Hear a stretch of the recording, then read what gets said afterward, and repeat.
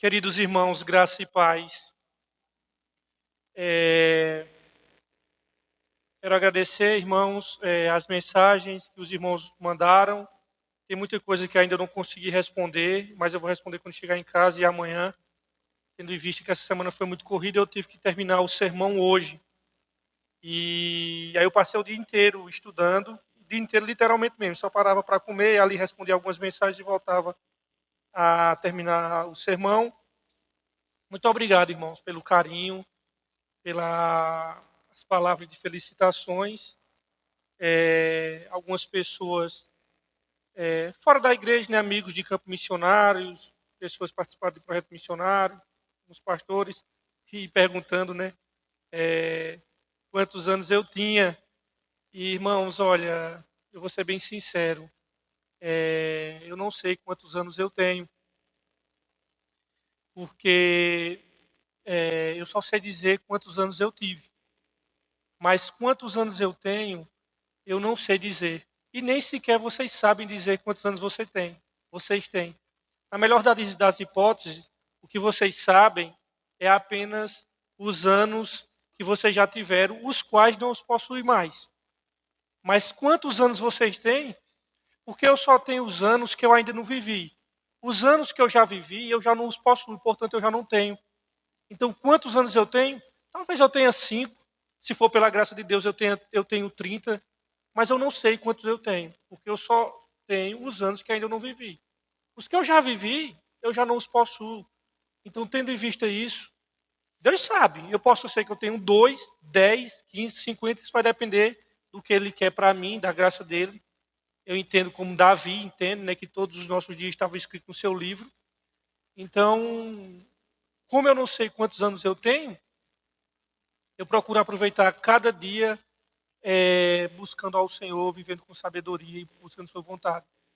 Mas espero em Deus que Ele faça a sua vontade em minha vida. Mas, sinceramente, eu não sei quantos anos eu tenho. E nem vocês sabem, para deixar bem claro. Nós não sabemos. Só apenas sabemos os que nós já tivemos. É assim que eu faço a contagem dos meus anos. Não pelos que eu já tive, mas pelos que eu não tenho e preciso viver. Queridos, capítulo 2, capítulo 1 de 2 de Pedro. Nós estamos numa série expositiva em 2ª carta de Pedro.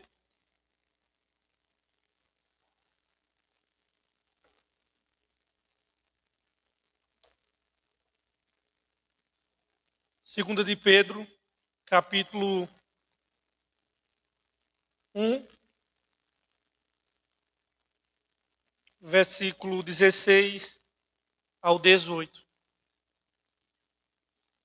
Semana passada, irmãos, nós vimos os versos 12 ao 15.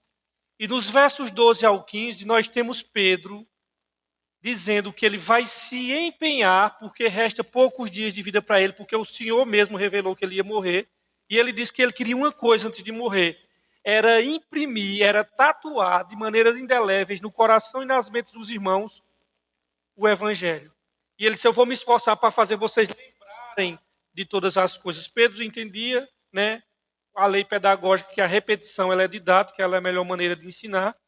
Porque em face da contingência da vida, da inevitabilidade da morte e de sua chegada iminente, Pedro ele se desdobra, o que nós vimos semana passada, ele vai se desdobrar com diligência para que em todo o tempo os seus leitores continuem lembrando-se das verdades por ele pregadas, mesmo depois de.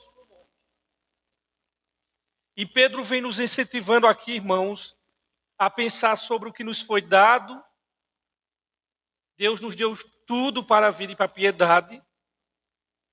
E diante a consequência disso é para que nós possamos viver crescendo na graça e no conhecimento. Ele mesmo vai dizer, como nós vimos semana passada, dos versos 12 ao 15, ele chama o corpo dele de tabernáculo. Ele diz: eu sei que eu vou deixar esse tabernáculo. Eu acho muito bonita essa linguagem de Pedro, essa figura que ele usa para falar do seu corpo. Ele diz: olha, eu sei que eu vou deixar esse tabernáculo aqui. E, ou seja, ele tem a consciência da proximidade da hora de deixar seu corpo terrestre, esse tabernáculo terreno, e ele, como um bom pastor, precisava nos dizer algumas coisas muito importantes e sérias acerca de Jesus Cristo, acerca do que temos nele, acerca de tudo o que esteve em Jesus, rumo a nos encorajar no crescimento e na fé. E agora, Pedro, e aí eu quero que você entenda, se Pedro queria nos lembrar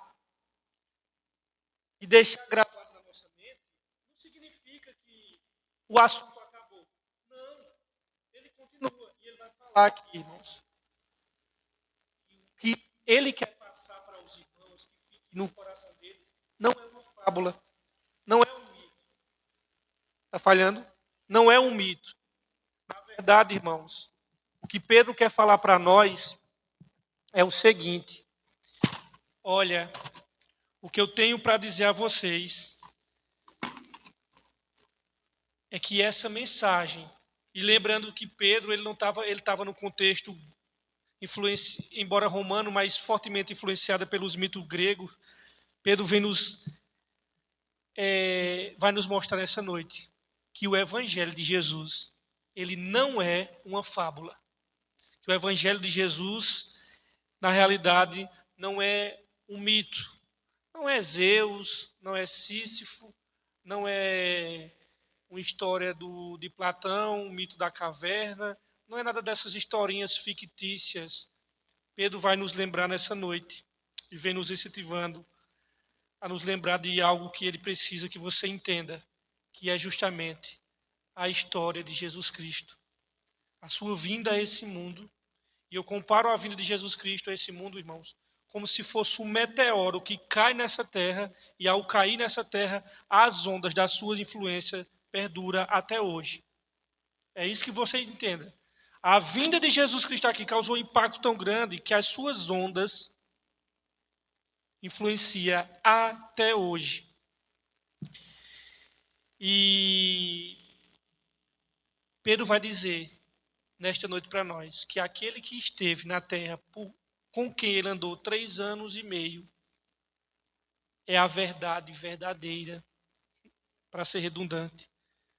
E Pedro vai dizer, olha, o que nós estamos falando aqui sobre Jesus Cristo não vem de fábula, não foi a gente que inventou essa história. E por que Pedro, irmãos? Veja bem, eu quero que você concatene, você venha concatenar o que eu falei semana passada com o que eu vou falar agora. Por que Pedro vai se empenhar para que os irmãos lembrem dessa verdade, porque ele está perto de morrer? Porque Pedro entende, irmãos, que o pregador morre, mas a palavra de Deus continua viva,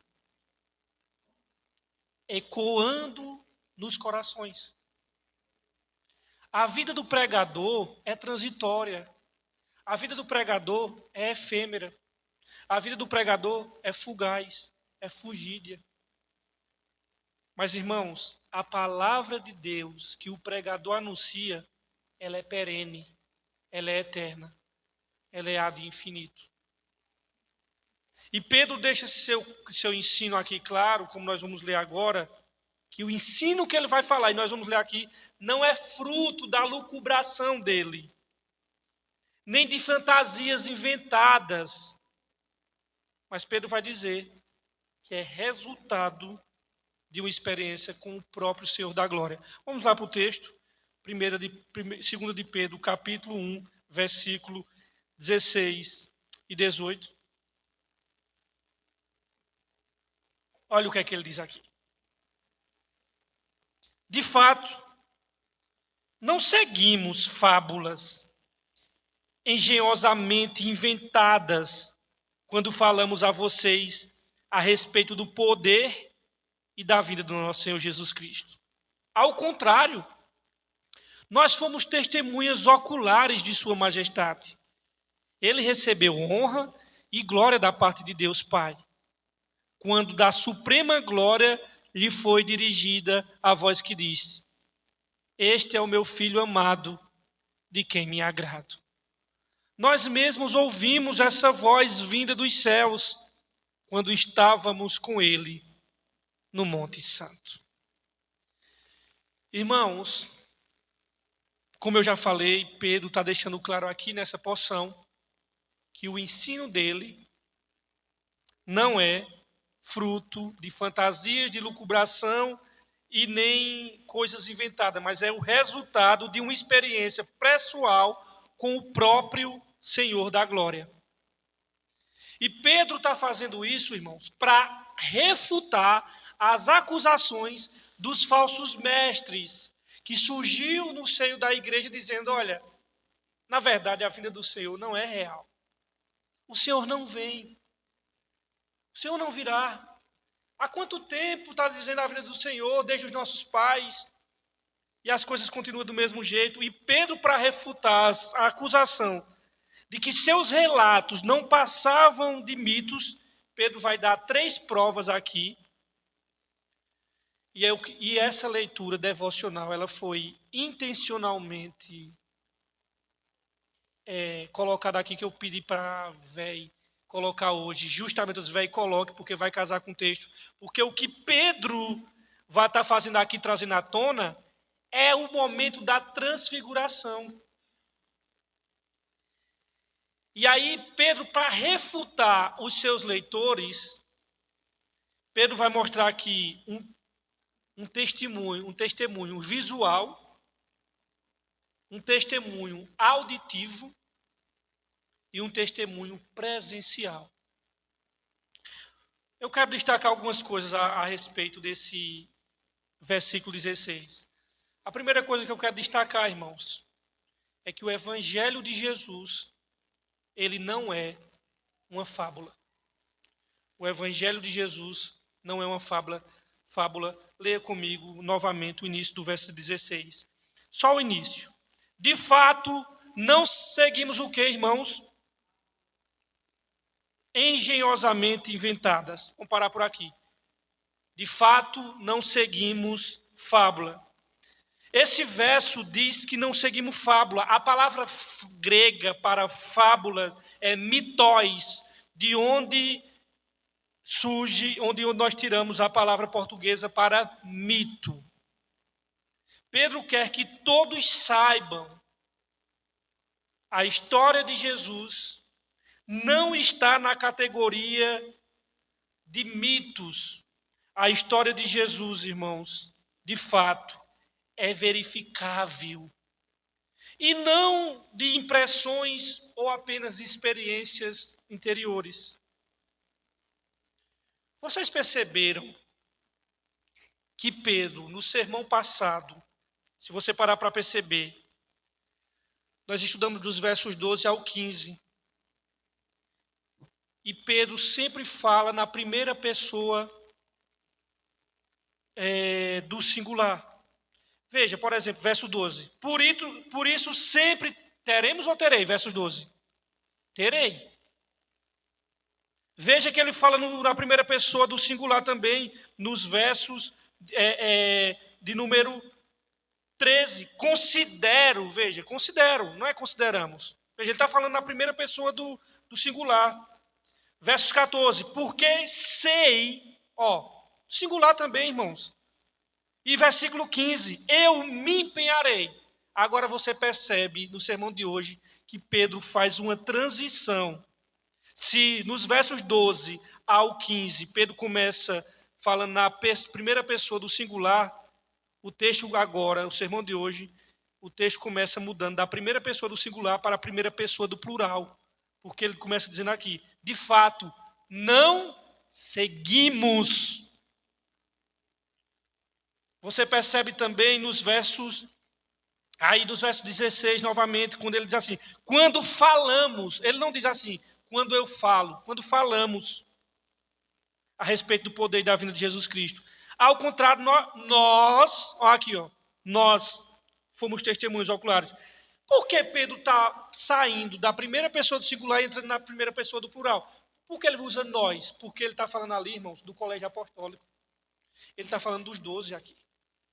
Então, o que Pedro está querendo mostrar para nós aqui, queridos, ele está falando aqui em nome do colégio apostólico. Nós vos demos a conhecer mas nós mesmo fomos testemunhas. O que nós estamos falando, Pedro está dizendo aqui, sobre Jesus Cristo, não vem de fábulas. A gente não inventou. Não foi algo que a gente sentou para pensar em uma história bacana. Por isso que Pedro usa o plural. Nós temos aqui esse nós. Quem é esse nós? Ratifico. O corpo dos apóstolos. Aqueles homens que não foram chamados, que foram, aliás, chamados para andar com Jesus cerca de 3 anos, andaram com Jesus pela Galileia, andaram com Jesus pela Judéia, além do Jordão, foram testemunhas dos que viram, foram aqueles que andaram, que viram primeiramente Jerusalém, depois Judéia e Samaria até os confins da terra. Eles foram as testemunhas oculares de seu poder e de sua vinda. Então, isso tudo foi atestado por tudo que ele fez e fará. E ele vai falar a razão disso. Sabe por que Pedro está insistindo nisso? Que nós somos testemunhas, que isso não é fábula. Porque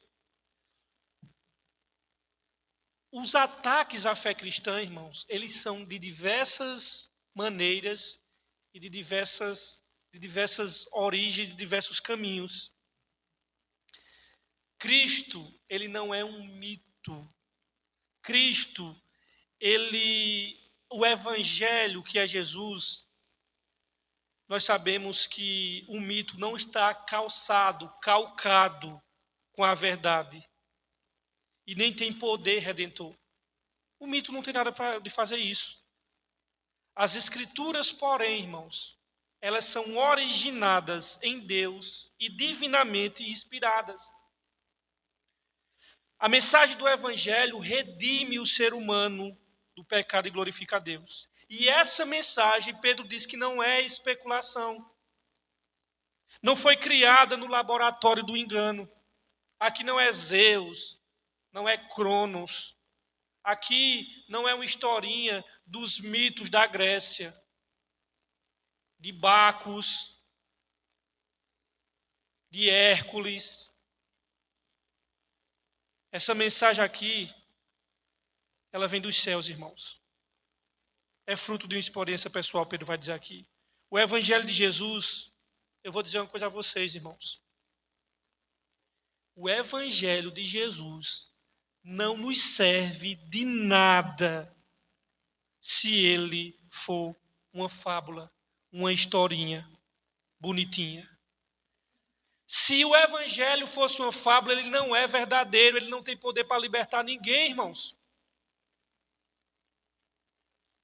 Se é uma fábula, nós não temos que esperar a vinda de Jesus.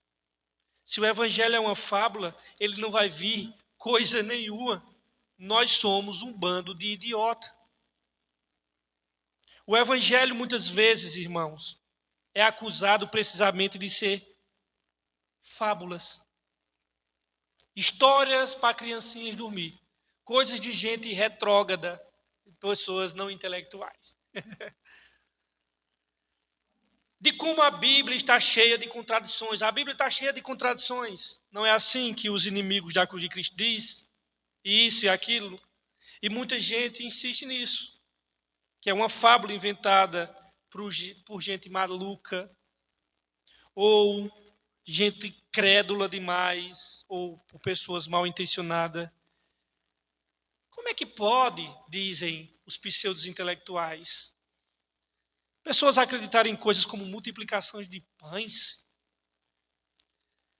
Que acreditar em possessão demoníacas? Isso é para gente muito crédula, para gente muito emocionada. Como é que pode alguém acreditar que um morto pode ressuscitar? Já quem pensa num negócio desse? É assim que o evangelho anda sendo atacado. Vocês creem em Cristo, é sério mesmo? Nós até admitimos, dizem eles, que ele foi uma figura humana. Agora essa história de que ele é divino, filho de Deus, aí já é loucura. Sabe por que a religião, a igreja de vocês, oprime vocês? Ela faz uma lavagem cerebral na cabeça de vocês, para manter vocês ali no cabresto. É assim como diz, irmão. Vocês são ovelhinhas mansas e mantidas por essa religião opressora. Vocês colocam a vida de vocês numa vida futura, a esperança da vida de vocês numa vida futura, e aceita qualquer opressão nesta vida. Outros, filhos de Satanás, vão usar outras coisas. Vão dizer que esses fatos aqui de Jesus Cristo, na verdade, não importa se aconteceram ou não. O que importa é que essas histórias são tão bonitas, essas histórias são tão inspiradoras, irmãos. Tem muita gente que deseja desassociar a veracidade do Evangelho e falar o seguinte: olha, não importa de fato se Jesus ressuscitou dentre os mortos.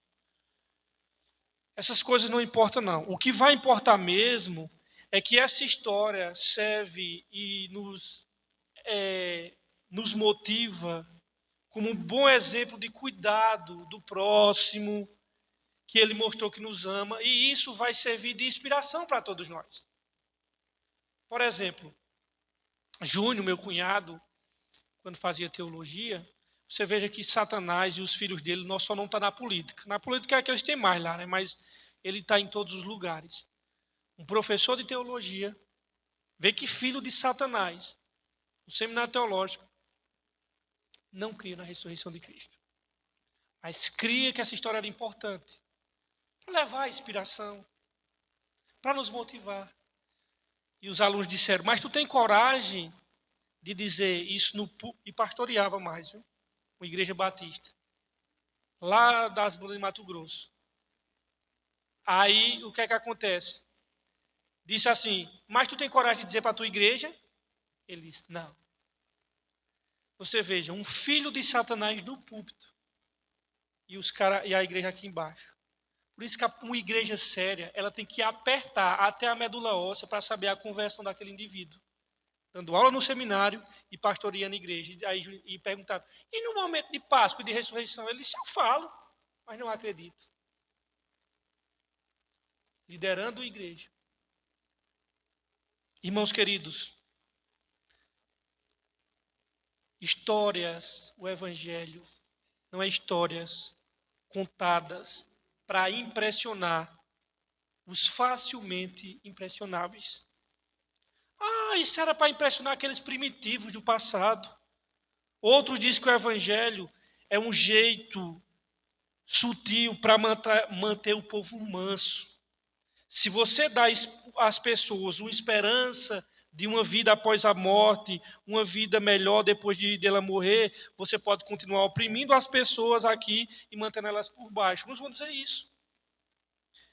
É o que muitos dizem. Outros insistem que o evangelho é uma espécie de baita mal entendido. Que alguém teve a ideia de começar a venerar Jesus, sendo que o próprio Jesus não queria veneração. Ele era apenas um homem normal que existiu lá em Jerusalém, só que os emocionados começaram a adorar ele, mas ele não queria adoração. Outros filhos das trevas disseminam isso mesmo, que Jesus nunca tinha o desejo de ser reconhecido como divino. Vocês já viram todas essas teorias por aí, e elas são fáceis de ser desconstruídas.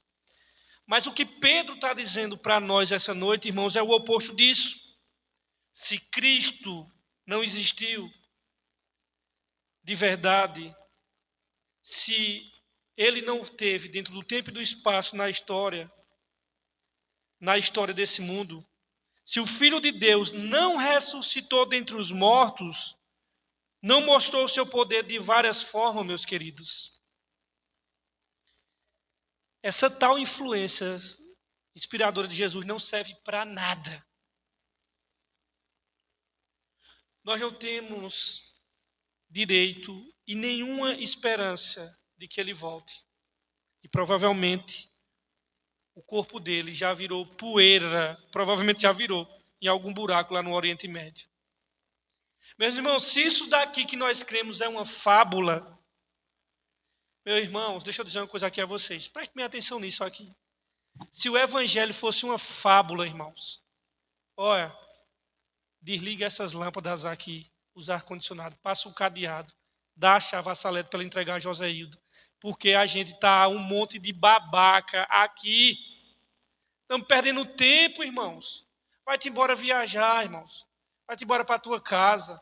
Porque isso é perda de tempo. Apaga isso daqui. Apaga as postagens na internet. Cancela o coisa que a gente está pagando é mico. Um bando de besta perdendo tempo.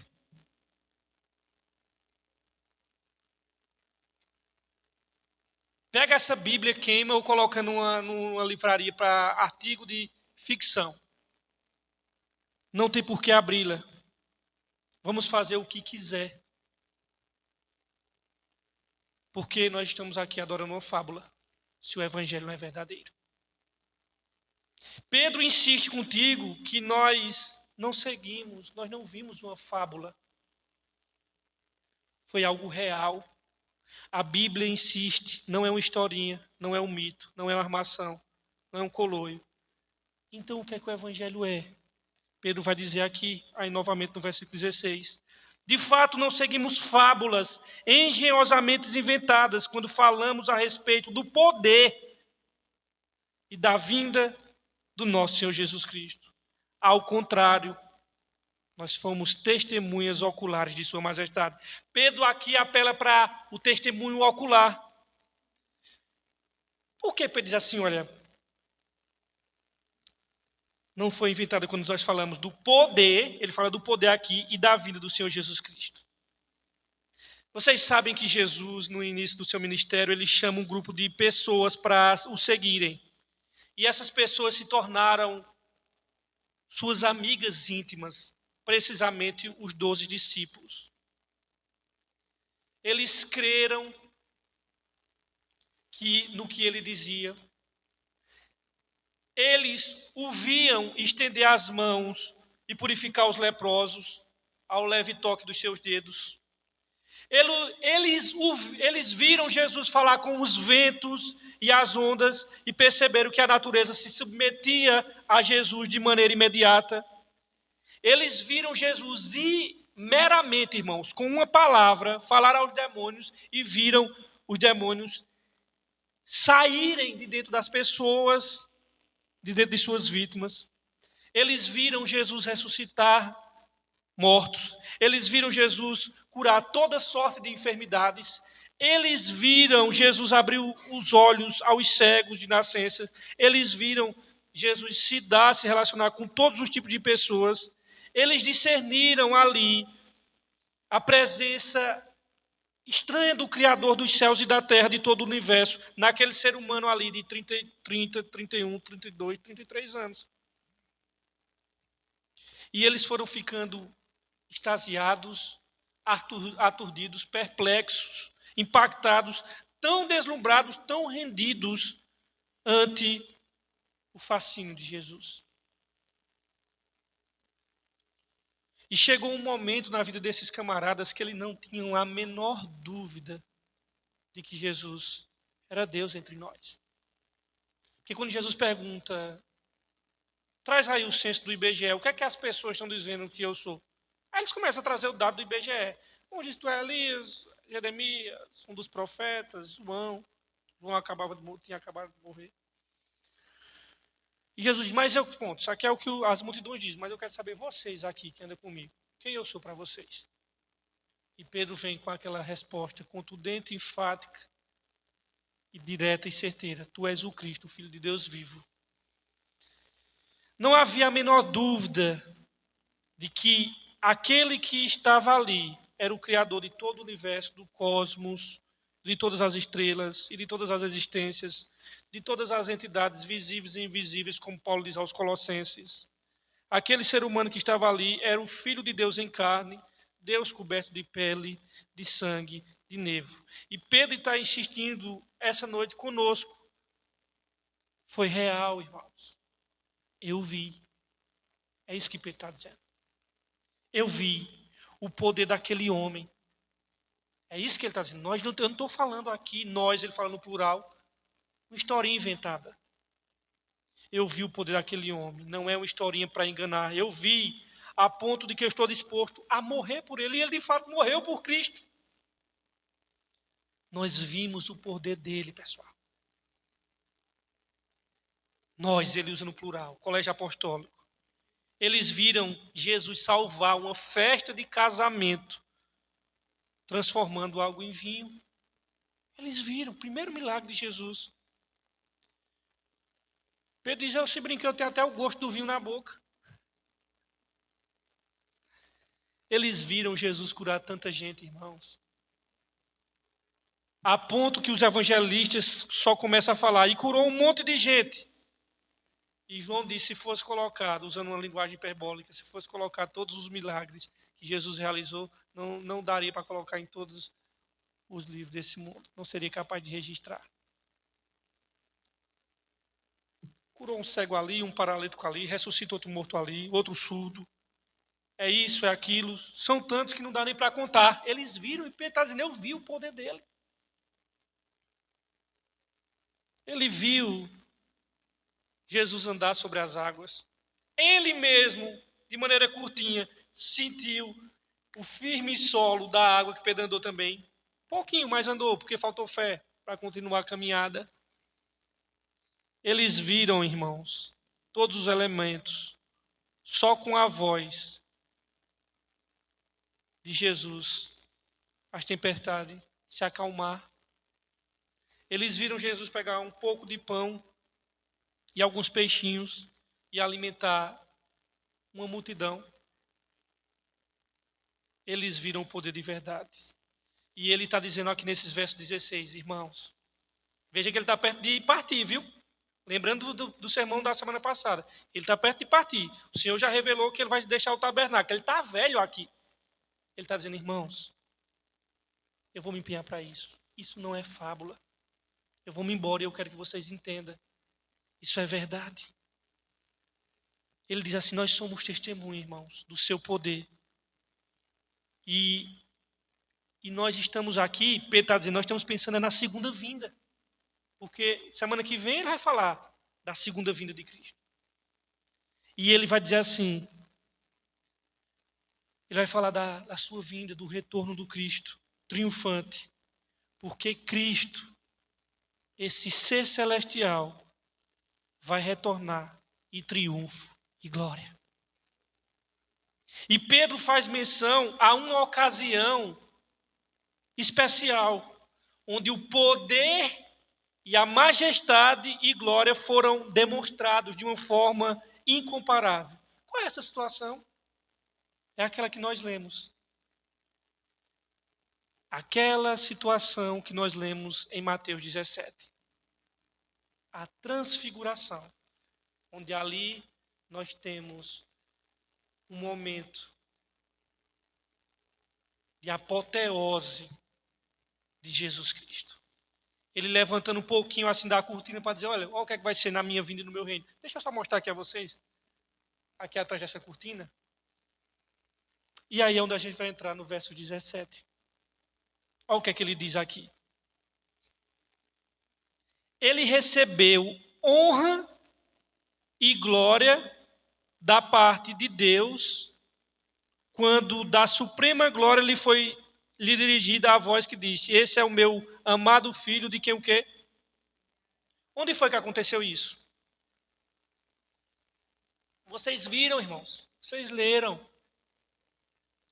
Para afirmar a sua veracidade, Pedro recorre ao evento da transfiguração, que foi emblemático do poder e da majestade. E aquilo ali foi um spoiler do que será a sua segunda vinda de Cristo. A transfiguração, irmãos, foi uma demonstração do poder do reino inaugurado por Cristo. A transfiguração, metamorfoses, foi um momento de mudança de perspectiva na visão dos discípulos. Uma mudança de cosmovisão. Os discípulos estavam, irmãos, tão acostumados com a ver Cristo todos os dias, comendo com Ele. E eles estavam tão acostumados a ver um Cristo cuja glória estava velada, e de repente eles contemplam, no caso, eles quem? Lembrando que o texto, né, diz que Jesus não subiu com os 12, subiu com quem? Pedro, Tiago e João. Então eles estavam tão acostumados, irmãos, com Cristo humano, com a glória dele velada, que de repente eles contemplam algo assustadoramente poderoso e majestoso. Se vocês deram uma lida, prestaram atenção na transfiguração, vocês vão dizer, o texto diz que as vestes de Jesus tornaram brancas e brilhavam, irmãos. Era uma coisa assim, que não dava para descrever. E Pedro convivia tanto com Jesus e que por vezes se prendia tanto à sua humanidade que ele ficava espantado com o vislumbre de sua divindade. Isso foi o que aconteceu lá no barco, quando Jesus dá uma ordem, o vento se aquieta, o mar se faz bonança no mar. E eu acredito que o espanto dos discípulos, porque você sabe que mesmo depois de uma tempestade, as ondas ficam como? Agitadas por vários minutos ou até mesmo por hora, para se acalmar. Para os discípulos ficarem estupefatos como eles ficaram, eu acredito que o mar ficou como um vidro, meu irmão, parado assim. E não ficou aquele saculejo do barco ainda não, porque pode parar, mas ainda o mar fica agitado. E Pedro, mesmo convivendo com esse Jesus humano, disse assim, que homem é este? Que o vento e o mar lhe obedecem. Como a glória de Jesus estava velada, e ele estava tão acostumado com Jesus humano, que quando Jesus levantava um pouquinho do véu, da cortina, eles ficavam aturdidos. E a transfiguração, irmãos, foi um desses momentos. Não era que Pedro descria, não cria que Jesus era divino. Ele mesmo disse, tu és o Cristo, o Filho de Deus vivo. Mas ele se acostumava tanto com a humanidade de Jesus, de que, por vezes, perdia de vista o espanto da divindade do Salvador. E a transfiguração foi um desses momentos reveladores e chocantes para Pedro. E semelhantemente, irmãos, eu quero que você lembre-se, esse livro aqui, ele é divino e ele é humano. Ele é de Deus escrito por homem. E muitas vezes nós nos aproximamos das Escrituras, acostumado com o que nós já sabemos dela, aproximamos do livro e perdemos de vista o poder transformador desse livro aqui. E a despeito de, na sua vinda, Cristo, ele, de acordo com Filipenses, ele se esvazia, despojando-se da glória que tinha com o Pai desde a eternidade, ter se esvaziado e assumido a forma de homem, ter se humilhado a ponto de morrer, tornar-se servo e ter descido o último grau de humilhação, sendo obediente até a morte e morte de cruz. Mesmo assim, Deus Pai revelou lampejos de sua glória no Monte da Transfiguração. Naquele Monte da Transfiguração aconteceu uma antecipação da glória do Cristo de Deus. Jesus foi transfigurado, suas vestes tornaram-se brancas como a luz, e o seu rosto brilhou como o sol. O sol no seu fulgor. Naquela montanha, irmãos, Jesus Cristo mostrou a sua glória para meros humanos. A real glória do Deus homem. Jesus foi transfigurado diante deles e mostrou quem é. O Deus homem. O verbo estava com Deus e o verbo era Deus. A gente desce lá no versículo 14 do Evangelho de João, e o verbo se fez carne. O verbo, ele não deixou de ser verbo, o verbo se fez carne. Ele brilhava naquele monte. E as tentativas dos autores, tanto de Mateus como Marcos e Lucas, que são os três que descrevem a transfiguração, relâmpago. O que era aquilo? Relâmpago. Aquele brilho que cega, sol. Vocês tentam olhar para o sol, irmãos, meu dia. Quem consegue ver o sol meu dia? 30 segundos a gente está ceguinho. Tenta ficar olhando para o sol para tu ver o que é que acontece.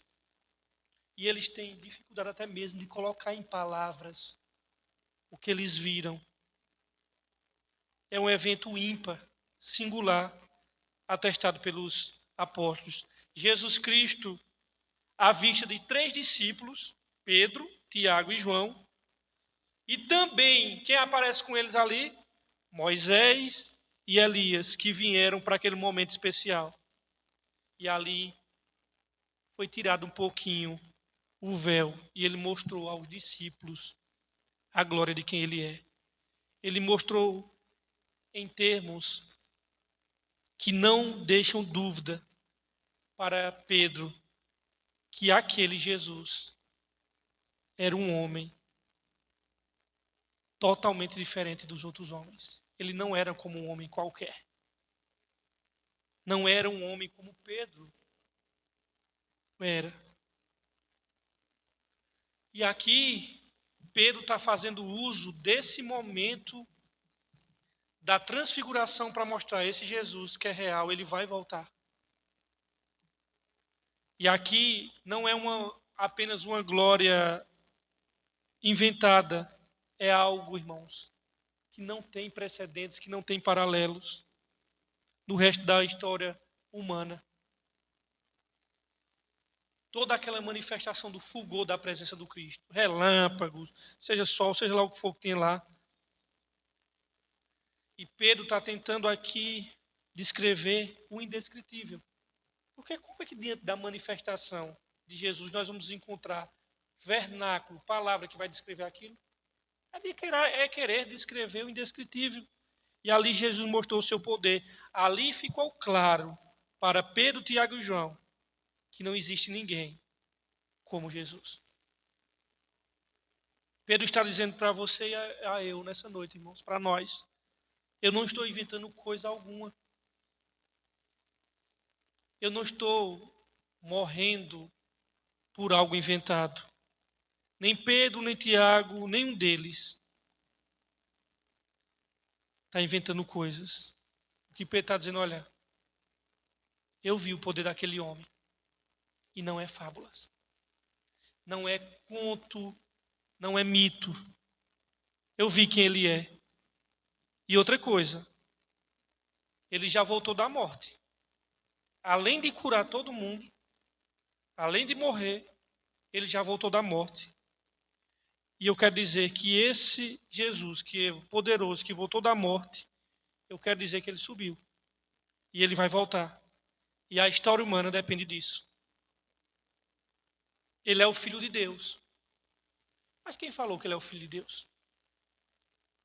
Deus o Pai falou isso. Verso 17 e 18 novamente.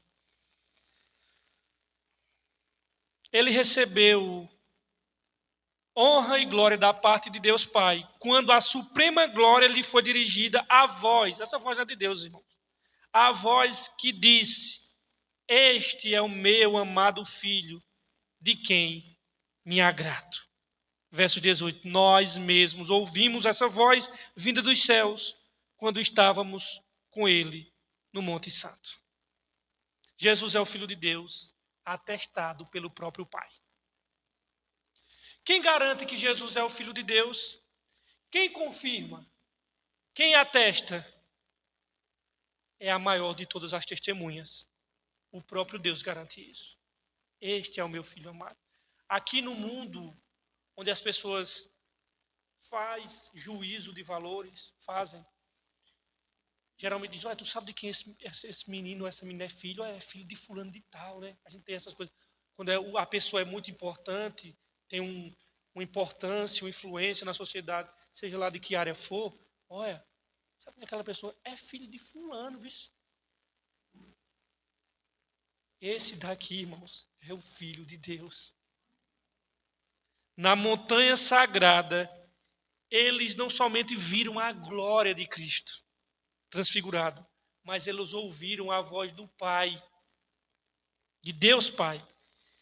Interessante é que a minha aqui vai dizer, no final do verso 8, Pedro diz assim, naquele monte santo. A de vocês diz naquele monte santo? Pedro não diz o lugar. E graças a Deus que ele não disse, porque se ele dissesse qual monte era, ia se tornar um bando de religião, de coisa indo para lá. Graças a Deus que o Espírito Santo fez questão de nem dar, porque o monte não é intrinsecamente santo. Ele é santo por causa daquele evento que estava ali. É igual aquele evento ali da sarça, quando o Senhor disse, Moisés, pode tirar a tua sandália, que não era havaiana, porque a terra que tu está pisando aqui, ela é santa. Não era porque tinha um lugar geográfico aqui na terra que ali é santo. Não! Era por causa de quem estava ali naquele momento. E o Monte Santo não é para que a gente vá lá, alguma coisa. Não, não. E graças a Deus que foi ocultado para que não se tornasse uma rumaria de religiosos indo para lá. Ele diz, no Monte Santo nós ouvimos a voz do Pai. Pedro, Tiago e João subiram o Monte da Transfiguração com Jesus.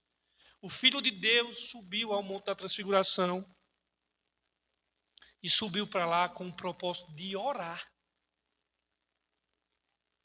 Enquanto ele orava, sabe o que aconteceu? O seu rosto se transfigurou e suas vestes resplandeceram. Apareceram em glória Moisés e Elias, falando com Jesus acerca da sua partida para Jerusalém. Os apóstolos ficaram aterrados de medo, aturdidos, estupefatos, quando de dentro de uma nuvem luminosa, ouviram a voz do céu. Esse aqui, nem Moisés e nem Elias, tira, esse é meu amado filho, em quem me comprazo. Porque Pedro já queria fazer 3 igrejas já. Vamos fazer aqui um tabernáculo para... Tira, sai. Isso aqui, é meu filho. Esquece Moisés, Pedro. Esquece Elias. Isso aqui eles só são como representação da lei e dos profetas. É este aqui, é que meu amado filho, em que tem meu prazer, o meu deleite. Aliás, não é só esse episódio que fala das pessoas da divindade. No batismo de Jesus, aparece um episódio como esse. Jesus é batizado, o Pai grita dos céus, esse é o meu amado filho, e o Espírito Santo, que é uma pessoa, vem em forma de pomba. E aí nós temos a doutrina do Deus Trino. A Bíblia nos ensina, irmãos, e em inúmeras passagens, que o nosso Deus existe eternamente em 3 benditas pessoas iguais em poder, glória. A Deus Pai, a Deus Filho e a Deus Espírito Santo. Não se trata de nomes diferentes que Deus usa. A Bíblia nos ensina, irmãos, que Deus não usa máscaras diferentes. Ora ele está como pai, aí depois ele vem e aparece como filho. Não é isso. Não é isso. 3 distintas pessoas. O Pai não encarnou, não foi o Pai que encarnou, não foi o Espírito Santo que morreu na cruz, foi o Deus Filho que fez isso. Quem fica dizendo que quem morreu na cruz é uma pessoa e que ora aparece no teatro como pai, filho e tal, e é uma pessoa só, quem diz isso é um ensino chamado de unicismo, não é trindade, tá? Eu sei que foi ensinado errado aqui, não é trindade. O nome disso é unicismo, que quem crê nisso é aquela banda Voz da Verdade. O ensino trinitário é diferente. Então, para deixar bem claro aqui, não é o Pai que encarnou, não foi o Espírito que morreu na cruz. Naquele momento da transfiguração, há essa comunicação maravilhosa entre Deus Pai e Deus Filho encarnado. E Deus diz para Pedro, Tiago, João, Moisés e Elias, escutem, este é meu filho, é nele que está o meu prazer, é nele que está o meu deleite, é nele que está a minha glória. E interessante, irmãos, que Pedro, Tiago e João caíram de bruços. Quando aquilo aconteceu, caiu no chão. E essa cena ficou de maneira indelével gravado em sua mente. Sabe por que ficou gravado na mente dele, irmãos? João nunca superou esse episódio. Porque João diz assim, e vimos a sua glória, como a glória do unigênito do Pai, cheio de graça e de verdade. Na primeira epístola dele, ele diz assim, nós apalpamos a palavra da vida. O que os nossos olhos viram, as nossas mãos puderam apalpar a palavra da vida. Então, irmãos queridos, Pedro está falando nesse texto para nós aqui nessa noite o seguinte: eu estava lá, pessoal. Eu estava lá, gente. João também vai dizer isso. Nós vimos a sua glória depois de décadas. E Tiago não disse nada porque Tiago morreu cedo. Mas com certeza nunca saiu da mente dele. O seu pai esteve com ele naquele momento.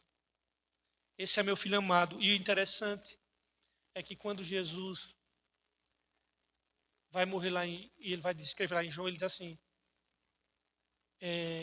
eu não estou só, porque eu sei que o Pai está comigo.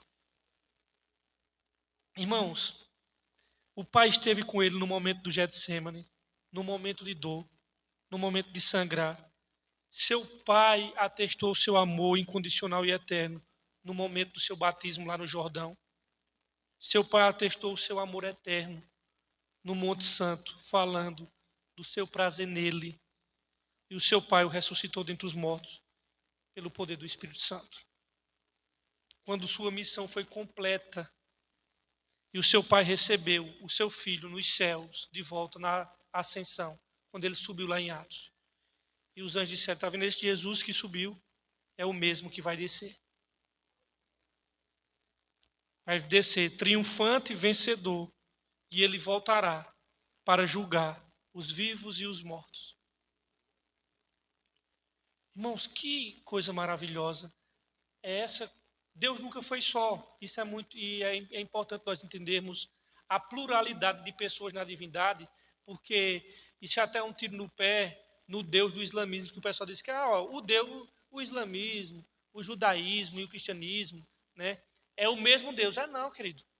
Pode esquecer dessa balela aí. Não é. Tanto no judaísmo quanto no islamismo, Deus ele é uma pessoa só. E aí onde vem o tiro no pé? Porque se ele é uma pessoa só, ele não pode ser considerado amor. Eternamente amoroso, não. Porque para ser eternamente amoroso, isso implica que deve ter tido uma relação com alguém. Como é que eu sou amor se não tem ninguém para ter reciprocidade? Eu ser eternamente amor. Deus ele é eternamente amor porque ele nunca foi só.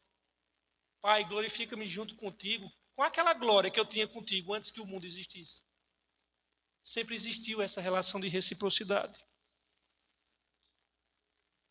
Quando você para analisar, você acaba descobrindo que o Evangelho é obra de Deus Pai, Filho e Espírito Santo. O Pai elaborou, o Filho executou, o Espírito Santo aplica no nosso coração. E sem ela nós não temos nada. O Evangelho é o plano da salvação. Não é uma competição entre as pessoas da divindade. É um plano eterno, porque o Cordeiro de Deus estava morto antes da fundação do mundo.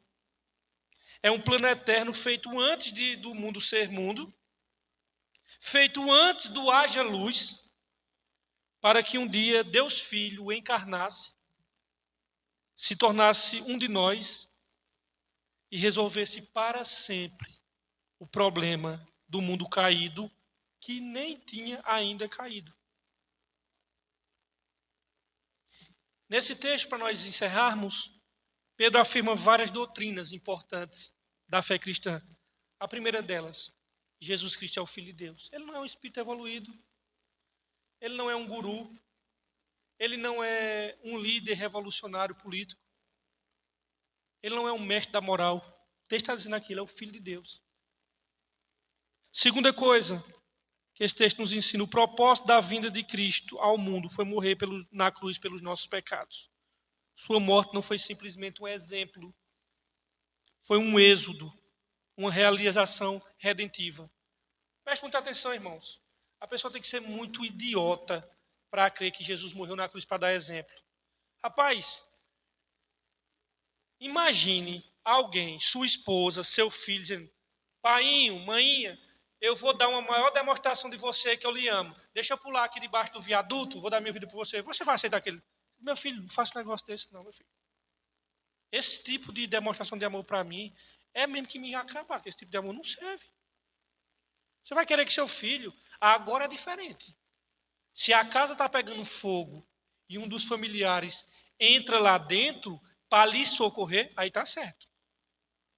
Então, essa ideia que Jesus morreu na cruz para dar exemplo, isso é coisa tosca, irmão, isso é balela. Esse amor não servia de nada. Outra coisa que esse texto nos ensina, a veracidade das Escrituras, ela é reafirmada aqui nesse momento. Porque quando aparece aqui Moisés e Elias, sabe o que é que nós temos aqui? A lei e os profetas. Moisés e Elias é apenas representantes, é apenas embaixadores dessa duas realidades. A lei e os profetas, que se resumiu o Antigo Testamento. Então nós temos aqui o valor da lei dos profetas. E você sabe o que é que tem a ver a lei dos profetas? Ambas apontavam para Cristo. Vocês lembram no caminho de Emaús, Cristo ressuscita e chega nos dois discípulos de Emaús, um cujo nome é Cleopas e o outro cujo nome não é mencionado. Jesus se aproxima, ou seja, aquele viajante estranho se aproxima. E que palavras são essas que vocês trocam entre vocês? E eles começam a dizer, os olhos dele estavam como que fechados. Mas tu por acaso é peregrino aqui? Eles se assustaram. Então, eu viesse de onde? De Júpiter, de Mercúrio, para não saber o que é que está acontecendo nesses últimos dias. Era a mesma coisa de alguém chegar assim, há 2 anos, aqui no período da pandemia, e dizer assim, eu não estou entendendo porque todo mundo está usando máscara. É o que está acontecendo? Cadê tu viesse de onde? De outro planeta, né? Porque o que se comenta só são o quê? É isso aqui. Então eles ficam aturdidos, dizendo assim, e tu não sabe não, faz as coisas que aconteceu nos últimos dias. Aí eles começam a falar, e depois Jesus começa a dizer, ó, tardos e nestes de coração. Para crer em quê? E o texto diz que ele começou a abrir as escrituras. Não tinha Novo Testamento, era o Antigo. A Bíblia de Jesus era o Antigo. O Moisés, os profetas e os salmos, mostrando tudo que convinha. Que aquilo ali que aconteceu se cumpriu ipsilitri, que estava ali no Antigo Testamento. Então, as escrituras, elas apontam para Jesus. Jesus cumpriu a lei, os profetas, a realidade do reino de Deus na transfiguração. Lembra que Moisés pediu para ver a glória de Deus? Lá, deixa eu ver o Senhor. Ele ficou sem resposta, não. Ele viu aí no Monte da Transfiguração, depois de muito tempo. Então, irmãos, Jesus deixou claro que o sofrimento conduzirá à glória e que, em última análise, a cruz desembocará na coroa. O que é que esse texto nos ensina para nós nessa noite? Ensina que Pedro creu no Senhor, Pedro ouviu a voz do Pai. E eu te pergunto, você também ouve acerca de Jesus? Você ouviu a voz do bom pastor? Nós pregamos aqui das ovelhas que ouvem a voz do pastor. Hoje é o Espírito Santo que atesta em nossos corações essa realidade. É o Espírito Santo de Deus que confirma que estas palavras ditas pelas Escrituras é verdadeira, que essas coisas que a Bíblia nos ensina são verdade. Por isso que Jesus diz, ele é que vai convencer o homem do pecado, da justiça e do juízo. Assim como ninguém se chega ao Pai sem o Filho, ninguém vai ao Filho se não for convencido pelo Espírito Santo. E ser convencido pelo Espírito Santo não é saber que é pecador, porque para saber que é pecador, não precisa do Espírito Santo, todo mundo sabe. Agora, se sentir perdido, só o Espírito Santo pode fazer isso. Eu, irmãos, que prego a palavra de Deus, que anuncio o que a Bíblia diz, eu não tenho nenhum poder, que isso fique gravado. Você também, e qualquer pessoa que anuncie a palavra de Deus, não tem nenhum poder para convencer o coração de ninguém de que isso é verdade. De que isso não é uma fábula engenhosamente escrita. De que isso não é um mero exemplo para nós seguirmos. Mas de que tudo isso é verdade. É a verdadeira palavra de Deus, do Deus homem andando sobre a terra, mostrando seu poder, mostrando sua glória, morrendo em vergonha, ressuscitando em triunfo, subindo aos céus em vitória e vai voltar para fazer novas todas as coisas. Só quem pode convencer o homem disso é o Espírito Santo. A Bíblia nos ensina que só vai acreditar nisso se o próprio Senhor abrir o seu coração. Irmãos, se fosse pela lucubração, o convencimento, a argumentação, a persuasão, pode ficar em casa, não convence ninguém não, irmão. O Evangelho é o poder de Deus. Deus abre o coração. Eu não tenho nenhuma esperança humana de que eu possa convencer alguém de que Jesus Cristo é o Filho de Deus, Salvador do mundo. Mas Deus pode. E isso faz eu pregar o Evangelho. Deus pode. Ezequiel, diante do vale do Osso Seco, Deus disse assim: e aí, Ezequiel? Quem pode dar vida? Só tu pode dar vida. O que é que Deus disse? Profetiza. E aquele monte de osso começou a se juntar de forma harmoniosa. Mas é osso. Está lá, caveira. Deus disse, profetiza mais uma vez. Ele profetiza. E os ossos começaram a ganhar peles, tendões, veias, tudo e tal. Mas um cabo morto também ele tem. No velório, ele tem veia, tem unha, tem tecido, tem pelo, tem tudo.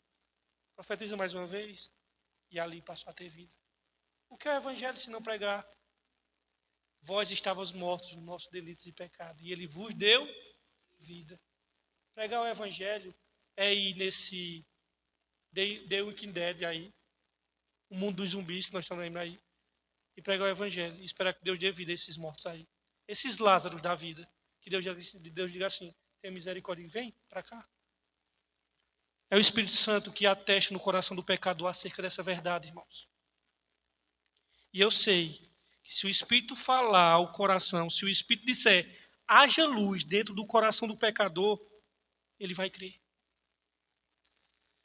E se você é de Cristo, se você crê nessas palavras são verdadeiras, de que Jesus ele é verdade, que ele andou aqui, que ele ressuscitou, que ele morreu e que ele vai voltar, não é porque você é esperto mais do que os outros. Não foi uma elaboração mental, não é porque você é um cara que tem mais perspicácia e lógica que chegou a essa conclusão. Deus pode ter usado evidências, apologética, várias coisas para te levar à salvação em Cristo. Mas você estava morto. Foi porque o Espírito Santo disse: haja luz no seu coração e houve luz. Lembra o que Paulo diz lá aos Coríntios? Que o mesmo Deus, vê que interessante, ele pega o relato de Gênesis, do poder criador, para aplicar a salvação. Ele diz, segundo aos Coríntios, ele diz assim: o mesmo Deus que gritou que das trevas haja luz, foi quando que ele gritou que das trevas haja luz? Aí em Gênesis, ele diz, é o mesmo Deus que fez brilhar a luz do Evangelho resplandecendo em nosso coração.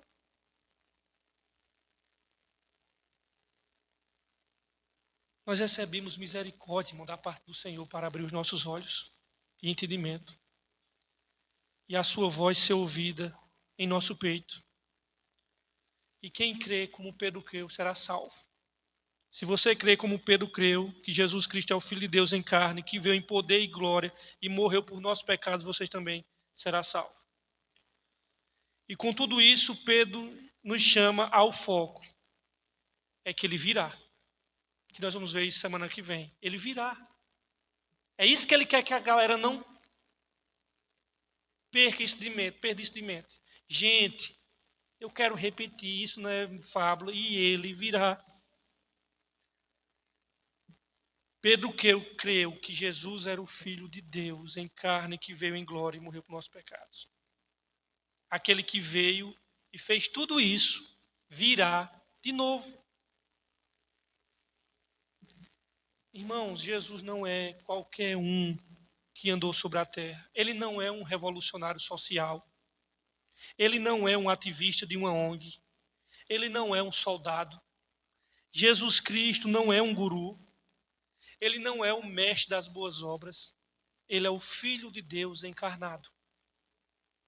E quando ele voltar, vê bem, irmãos, vê bem.